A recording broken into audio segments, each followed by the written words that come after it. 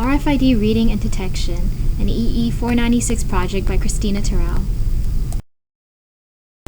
Although the average American does not realize it, but RFIDs are used everywhere in everyday life, ranging from keyless entry to payment systems.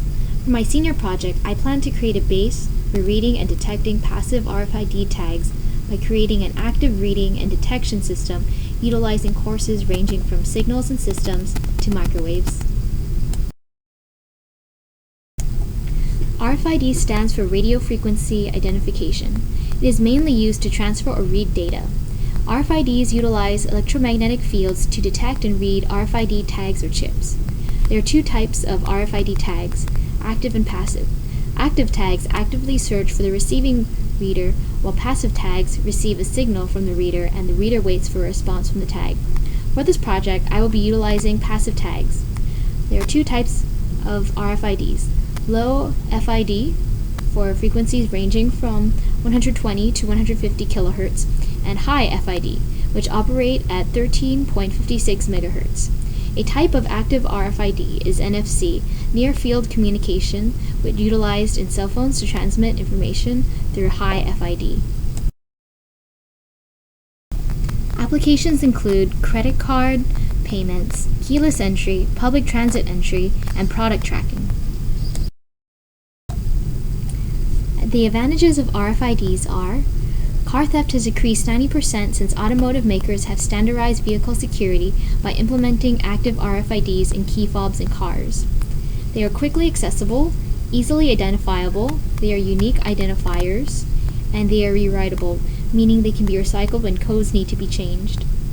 And they have a larger data capacity than barcodes, which means useful data such as location, status, and shipping can easily be accessed in one place. The disadvantages of RFIDs are few and rare.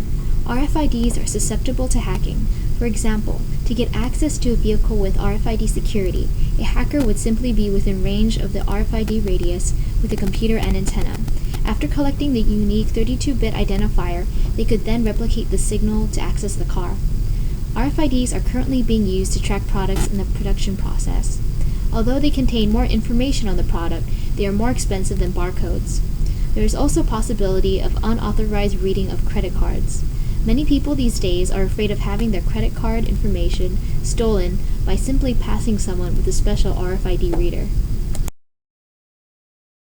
The materials I will be using in this project are the Arduino Uno, copper tape, solder, an antenna shield, substrate, and components. The RFID detector is simply an antenna.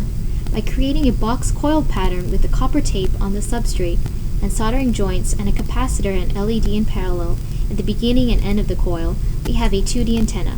We can use this simple 2D antenna to detect electromagnetic fields. From Ampere's current law, a magnetic field will create an induced current in a closed loop. When a field is applied to the antenna within its tolerance, the LED will light up due to the induced current, indicating the presence of a field, which translates to the presence of an active RFID.